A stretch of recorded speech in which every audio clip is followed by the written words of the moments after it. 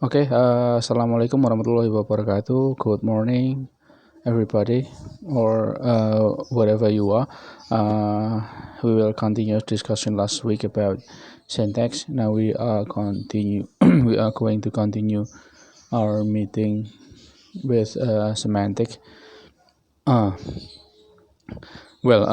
Simply, semantics is a study of meaning. Is a branch of linguistics. Kecabangan dari linguistik yang mempelajari tentang arti. Jadi if in the previous discussion we discussed that one aspect of language is that language has form and meaning. Ada form, ada bentuk, dan ada artinya. Maka semantics discuss particularly about meaning. Kalau form itu dibicarakan dalam phonology, dalam morphology, dan di dalam syntax yang sebelumnya sudah kita bahas. Nah,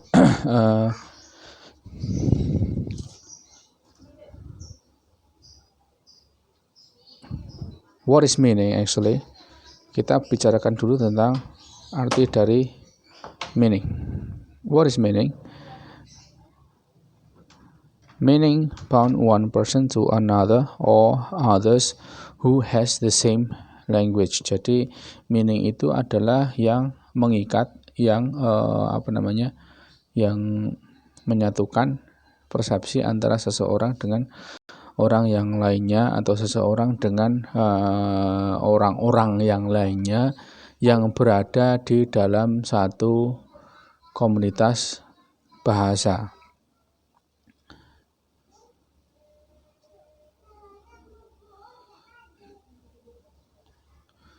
Nah, syarat utama dari meaning itu adalah bahwa seseorang dengan orang yang berkomunikasi tersebut berada di dalam the same language community. Mereka harus berada di dalam satu komunitas bahasa yang sama. Why? Because if you are in the different language community, then you will have different convention. Ada konvensi, ada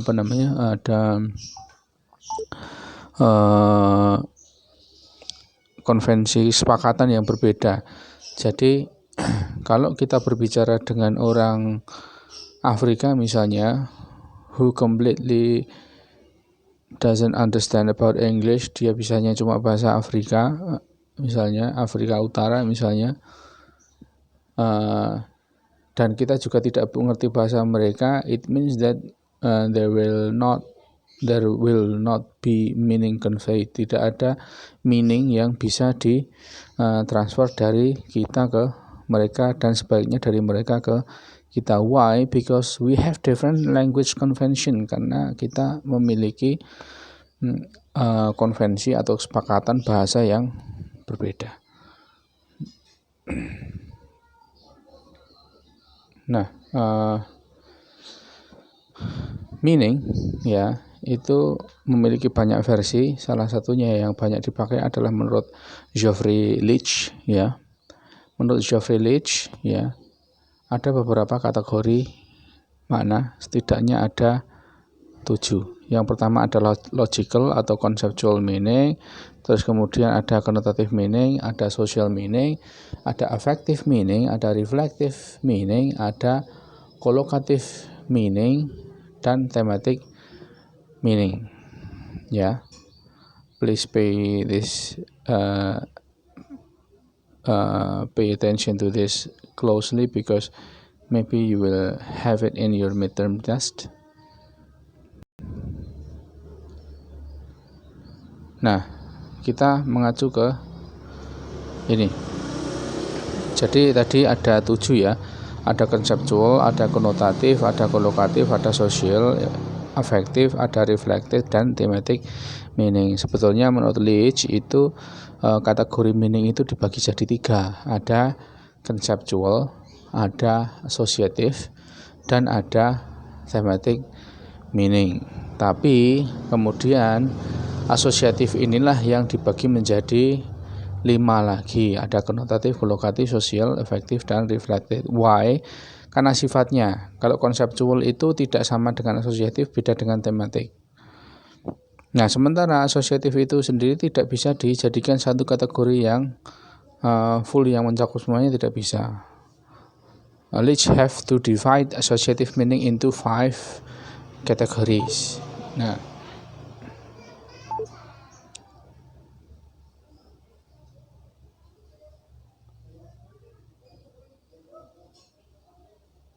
Nah,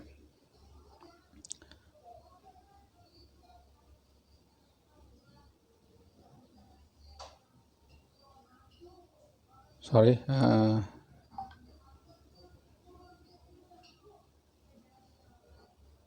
kita ke yang pertama dulu tentang conceptual meaning.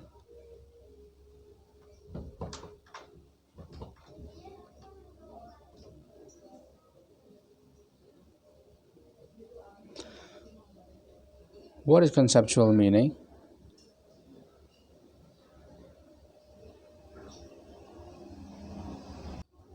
Okay, we will continue about conceptual meaning. What Leach call as conceptual meaning is the same as what other scholars call denotative or designative or cognitive or descriptive meaning. Jadi ini pada dasarnya adalah jenis arti kata yang sama seperti yang kita kenal dalam pelajaran bahasa. Mungkin teman-teman dulu mempelajarinya di bahasa Indonesia ya, tentang denotative meaning, tentang arti kata yang mengacu ke pengertian denotatif atau literal meaning. Jadi arti yang dalam tanda kutip adalah arti yang sebenarnya, maksudnya arti dasar. If I say about black, ya kata black misalnya, berarti black yang saya maksud secara konseptual itu adalah black yang mengacu ke warna, bukan black yang lain. Why? Because kata black atau kata hitam ya kalau dalam bahasa Indonesia itu bisa jadi mengacu ke kata yang lain, bukan hanya yang mengacu ke warna. Nah, this meaning was assumed to be central factor in linguistics communication. Jadi yang mengacu ke faktor sentral dalam komunikasi linguistik.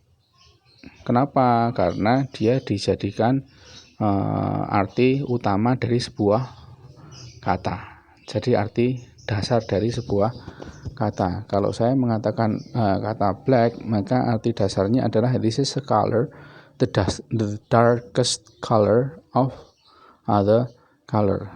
Black itu apa? Hitam itu adalah warna yang paling gelap di antara warna-warna yang lainnya. Arti dasarnya itu.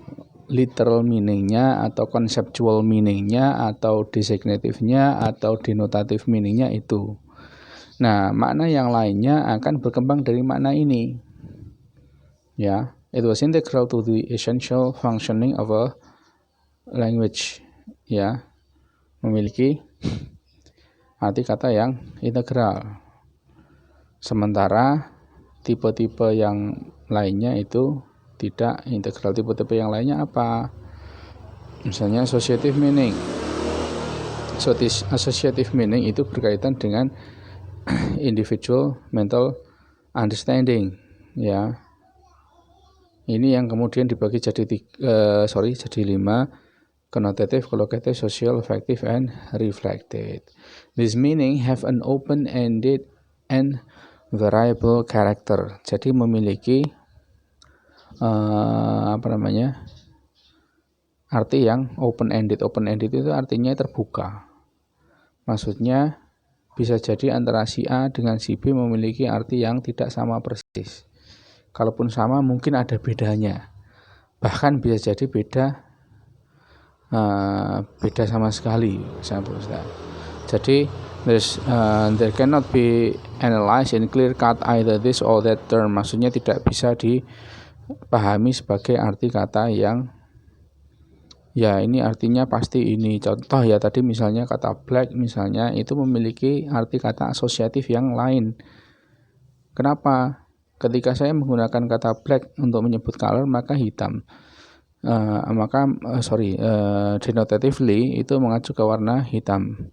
Misalnya, I am wearing a black t-shirt misalnya. Tapi kata black juga digunakan dalam kata yang lain, dalam kalimat yang lain. For example, she bought the phone from black market. Misalnya dia membeli teleponnya dari pasar gelap, pasar hitam, black market ya. Kalau kita kenal istilahnya BM itu loh ya. Black kata di situ kan bukan berarti pasarnya itu warnanya hitam. Bahkan marketnya juga bukan berarti pasar yang betul-betul pasar seperti yang kita kenal seperti pasar tradisional. But ini memiliki asosiasi atau anggapan yang jelek, anggapan yang berbeda. Sebaliknya ketika kita menyebut kata white misalnya, denotatively white is a color, the brightest color among all, yang paling cerah di antara yang lainnya, white. Tapi associatively, secara asosiatif, kata putih tadi berbeda. Contoh misalnya adalah kata white lies. Lies, kebohongan ya, white lies, kebohongan yang putih. White lies berarti mengacu ke bohong tapi untuk alasan yang bagus. Bohong itu negatif, tapi ketika ditambah dengan kata putih white, maka dia akan punya asosiasi yang positif seperti itu. Nah, yang pertama dari associative meaning ada konotatif